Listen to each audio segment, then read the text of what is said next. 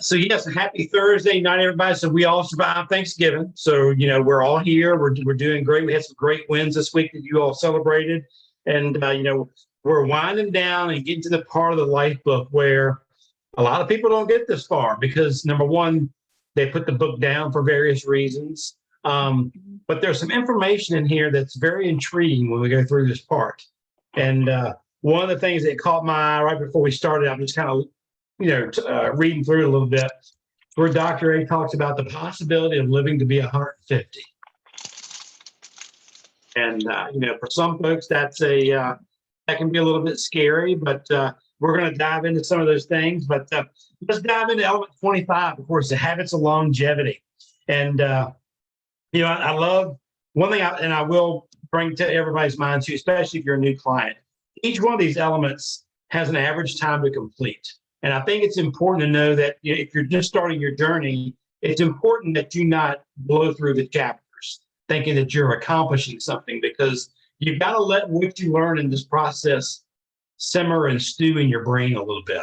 And because we're all in the process of making changes. And so however old you are, you've got that many years of habits that you've got to focus on and think about, look at through a different lens and figure out how you're going to make some changes to move forward to accomplish what we're getting ready to discuss. And how do you create these new habits so that you can live a longer, healthier, happier life? So mindset, skill set, and action, of course, just like he says on page 496, element 25, we're going to focus on what will enhance your chances of living longer by adopting certain key behaviors. Explore the habits of those who have lived longer, healthier lives. Understand the importance of a healthy mind and how it relates to overall longevity. And then finally, devise an action plan of what you can do today to make Dr. A's longevity plan work well for you. And so just like I said, these last two elements are really focusing on what you can do for those who have hit their goal weight. And, just like we always say, this health journey that you hear us talk about, it's not just about hitting that number on that scale. It's about, number one, that may be your first goal, but that is just a goal. It's not the end. And that's where you need to take a step back and change the way you look at this whole process. And so anyway, with that said, Allie, I'll turn it over to you. We'll bounce back and forth. Awesome. I do love this. And this is just, like Kenny was saying, this is just a peek at the long game, right? And we have learned some really great basics. We've learned about the greatness of being grazers. We've learned about the incredible importance of emotional management in elements 4 and elements 23.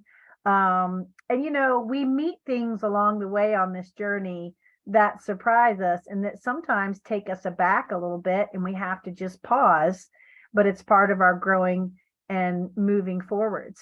Sometimes it's things like, you awaken to this growing in yourself and this changing in yourself, and you start to move like this in your life, and maybe loved ones aren't moving with you, and that is something that we have to, kind of come to terms with and kind of figure out, how am I gonna walk this walk in that way,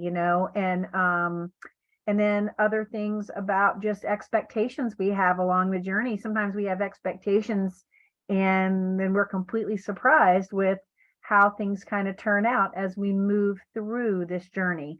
And so I love that as far as principles of longevity. I remember we're going to talk about some things like don't smoke, don't jump out of airplanes, kind of obvious stuff.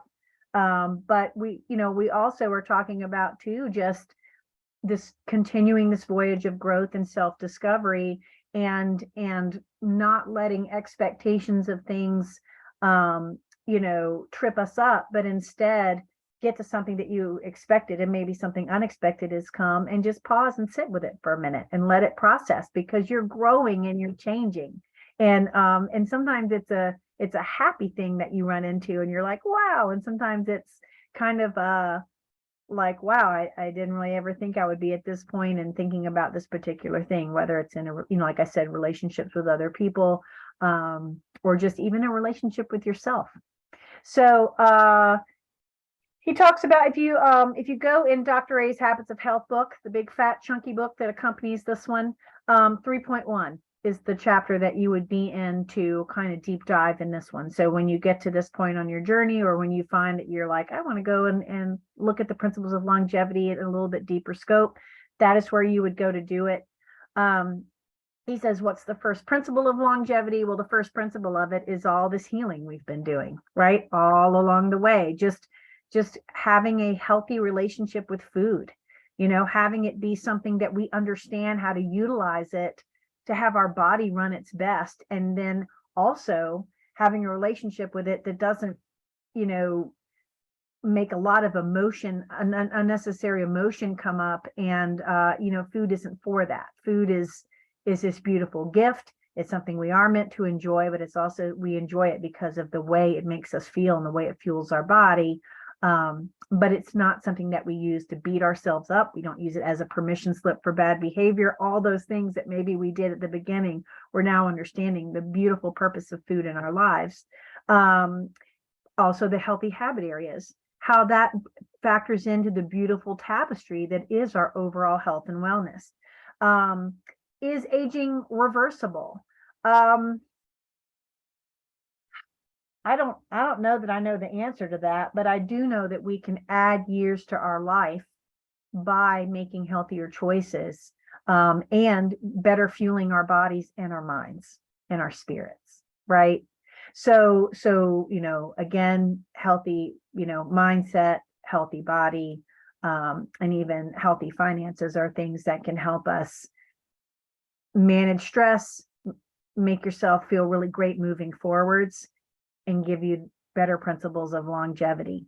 How fast can we start potentially improving our life expectancy using the habits of health? Well, it's immediate. I mean, you can immediately start doing it, just like you can immediately start going in the wrong direction too. So, it's something that every single day, every single moment that you make a choice, you have the potential and the opportunity, I would say, to better your life expectancy.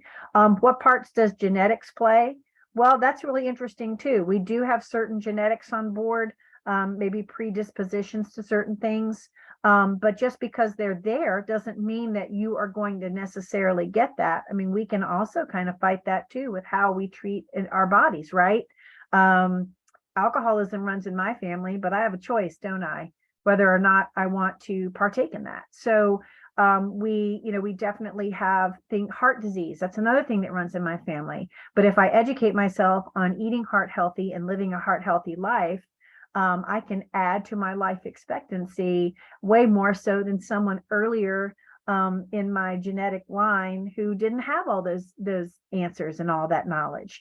So I think genetics does play a part, but if anything, with the knowledge that we have, we're able to do a much better job. We're not necessarily, well, my dad died at 62, so I'm going to die at 62. We know a lot more than our dad did, right? And we can make different choices. So we have the opportunity to extend our longevity because of that.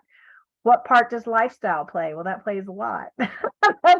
There it is. That's the one, right? The lifestyle plays a lot into our longevity. I'm going to tell you, I love riding my horse and I love riding my motorcycle. And I understand that both of those things play a part in my longevity, but those are things that bring me great joy and they relieve stress. And I try and do both of those activities in a way that I can minimize the risk that I take. I don't ride my motorcycle helmetless. I don't ride my motorcycle in a t-shirt and shorts and flip-flops.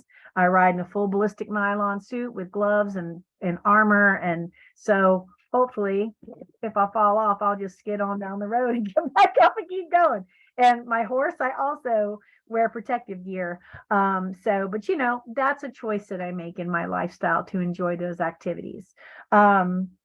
We have no way of predicting how long we'll actually live, do we? Because every day is a gift that when we wake up, we feel blessed to unwrap, and we just don't know. But what I like to think of it as by making these healthier choices, when I do wake up and take on the day, I'm setting myself up to be able to enjoy that day to its utmost and its fullest, if that makes sense.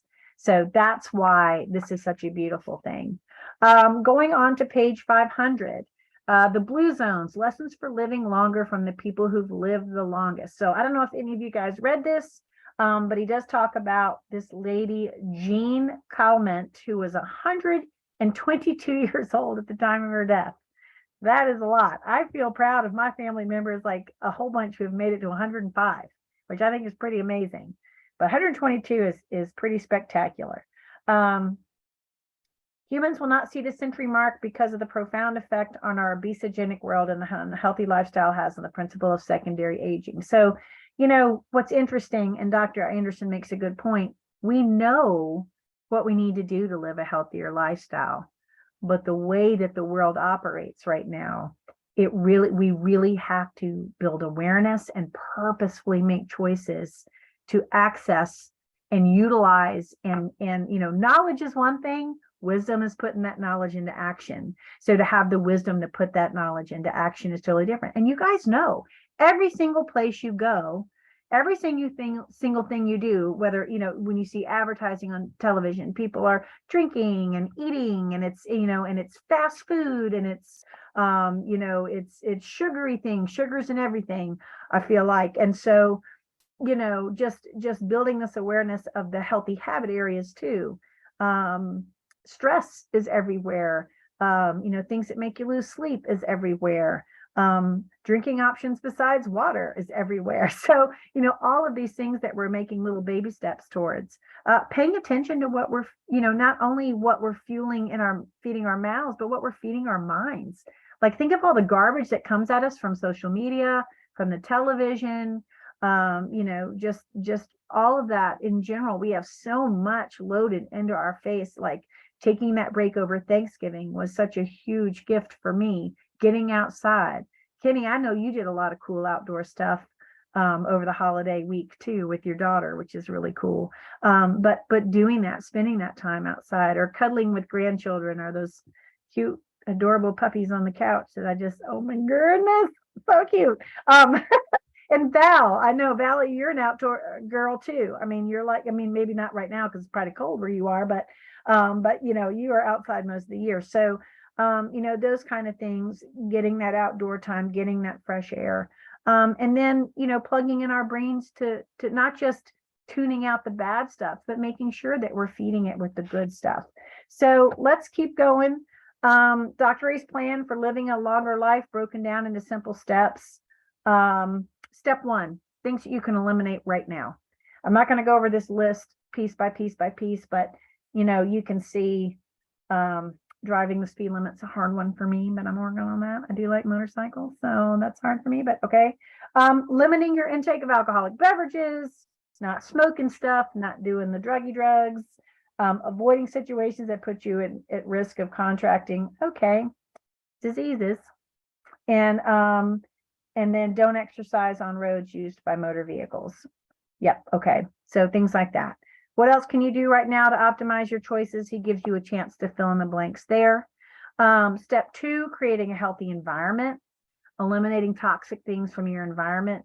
That's something I've certainly thought about, but I didn't before. I mean, we've eliminated a lot of toxic foods, but just realizing what is toxic as far as food goes.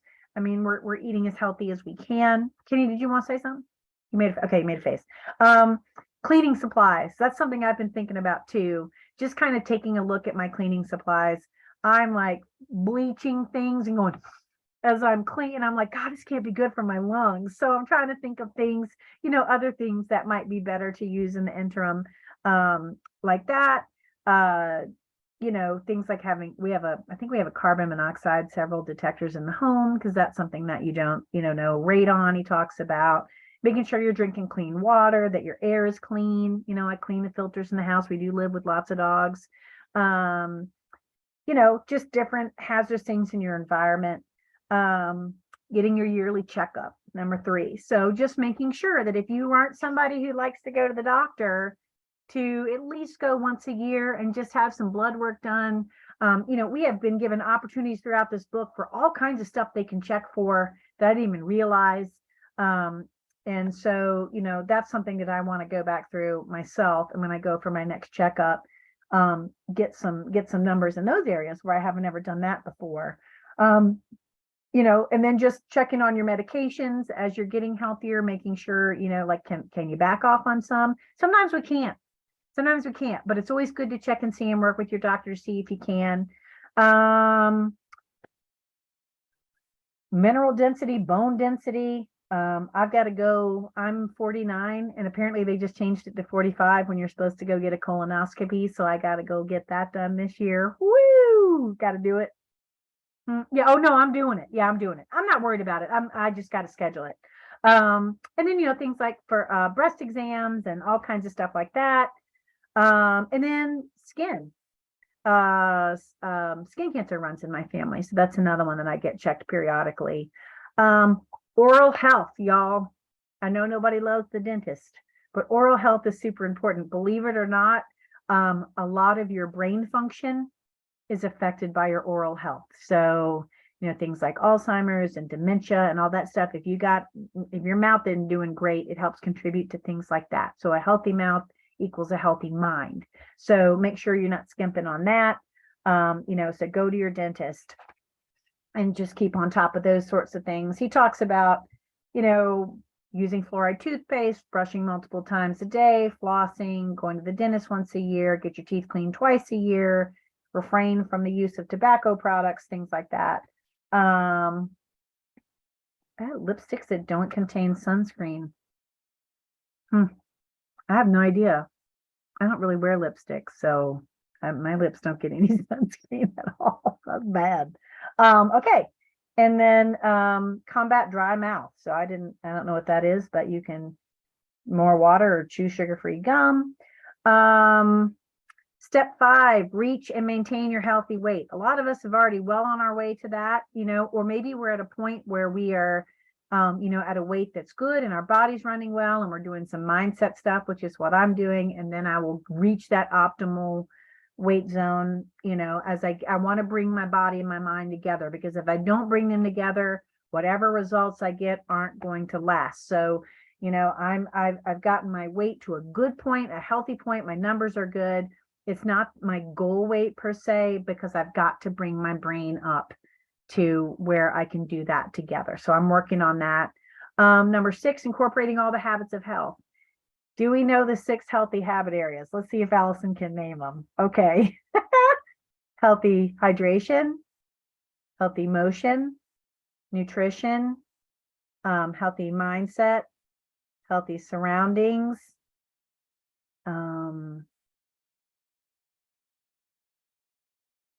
sleep. Duh, sleep. Okay. I almost made it. All right.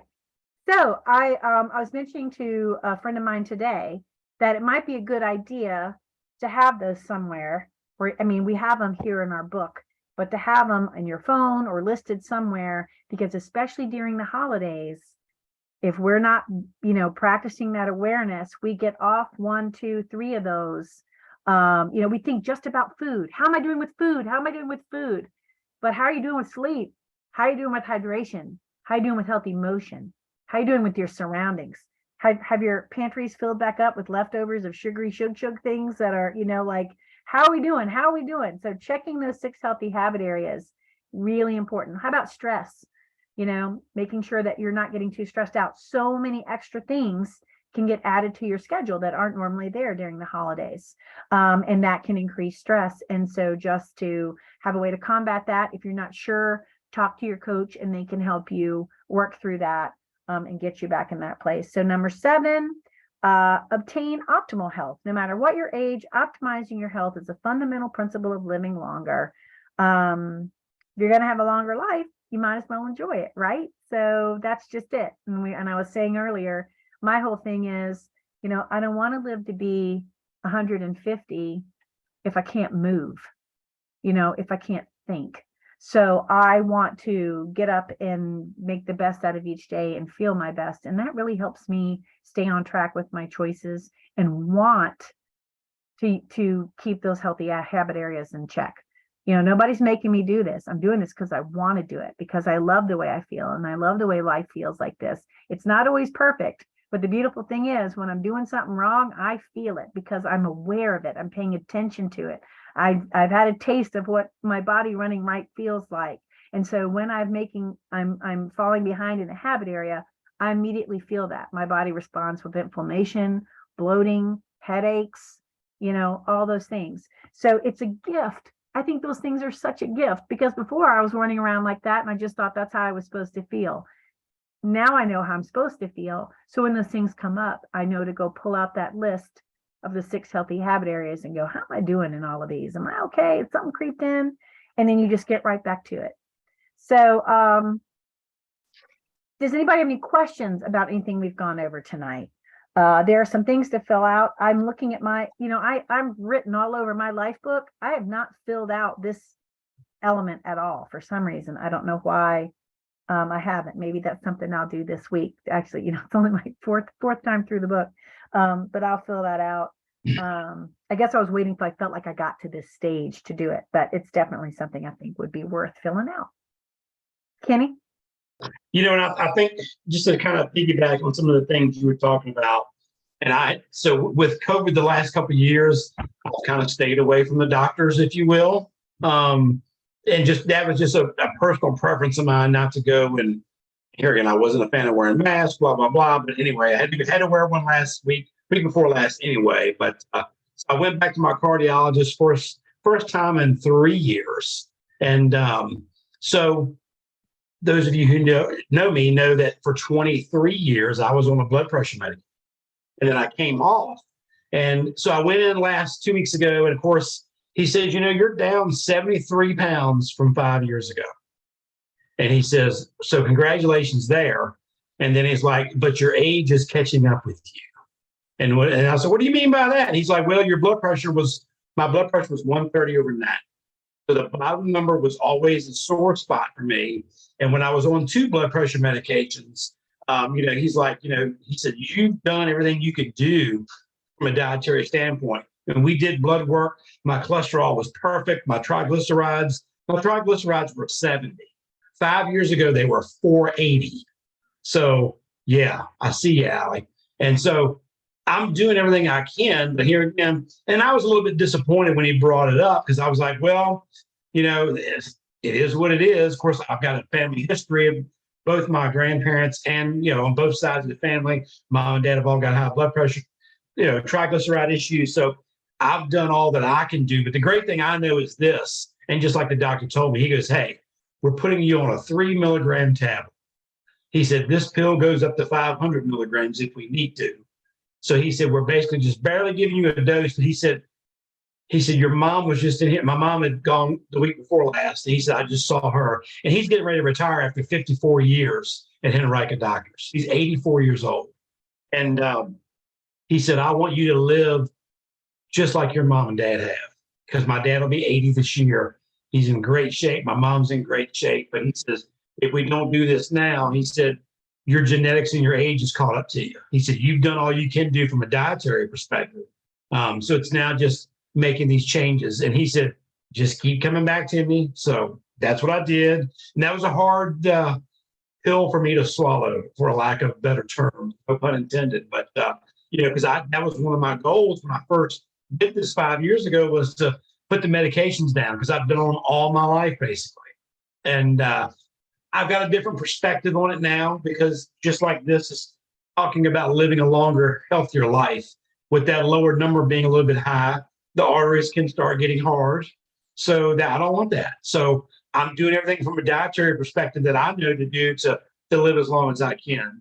And I'm going to keep moving forward. That's what this process is all about. I know Allie had talked a little bit about getting skin examinations.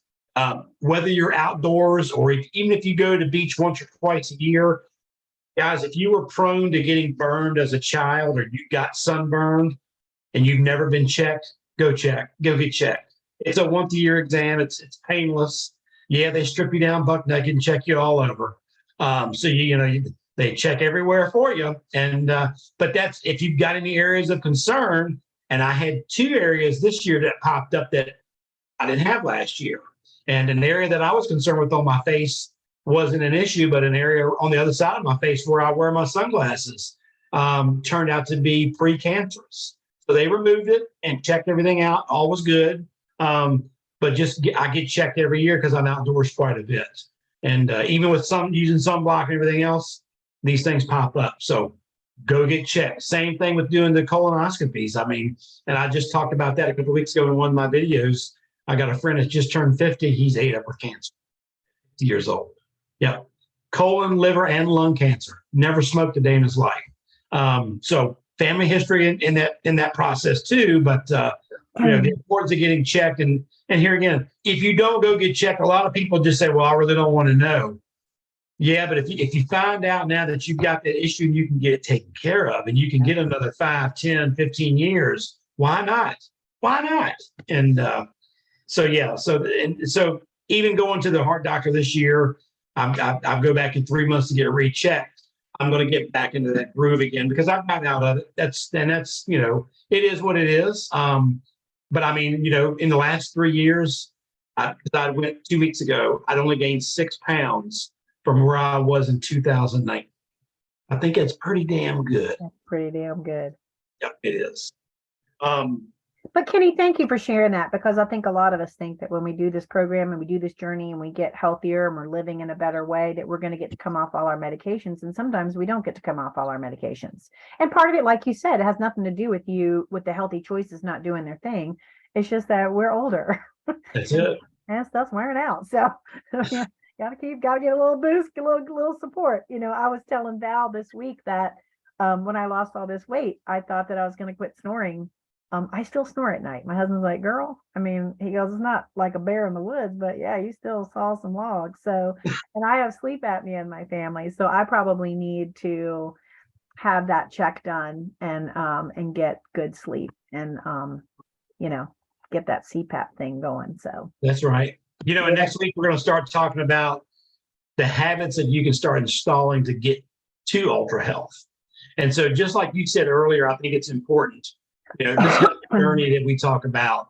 And here again, having that plan through the holidays. And if you're at that place where you're at a healthy BMI and you're moving through the holidays, it's always good to go back and even if it's a weekly and just say, how's my sleep? How's my hydration? Did I make some choices this week? Maybe during Thanksgiving that weren't on plan or that weren't, normal for me. And here again, my suggestion for everybody that I coach through the holidays is, and here again, you work with your coach on this, but regardless of what you do, if you make a choice, just remember, flush it with water. Yeah. If you make a choice on Thanksgiving, you want grandma's pumpkin pie, flush it for the next 2 days with water. And just like we talked about last week, not creating that, or 2 weeks ago, not creating that stress around the holidays. And the worst thing you can do is self-sabotage. What do I mean by that? You eat choices on Thanksgiving that are even Christmas that aren't in line with your goal, and you go straight home to the scale. That's the worst thing you can do. It's the worst. And it's not good for you mentally. It's not good for you spiritually. And here again, those of us who were around in the 80s and 90s, they were so focused on the scale back then that's the mentality that was driven into us. And that's what we've got. And so you've got to learn to create choices. And I saw it, somebody posted something earlier that said, the choice you're making right now will do one of two things. It will move you one step closer to your goal of living a longer, healthier life, or it will put one little small nail or a hammer onto that nail into your coffin to take you to the path of disease. Which do you choose? Yeah. So that's where you make those choices. And it doesn't have to be perfect. And it's not going to be perfect. Here again, as long as you're contending through the holidays, we've got 30 days left basically, so you've got 180 opportunities to eat. If 2 of those opportunities you suck, thanks, Christmas night, Christmas Eve, so what? So what? You're moving forward. And that's what this process is. So anyway, I'll take just for some housekeeping, so next week is our last chapter in the life book. Then we're going to take a break and book club will resume in January, that first week of January. Is that right, Kenny? Yep, that is right. So we'll just enjoy the holiday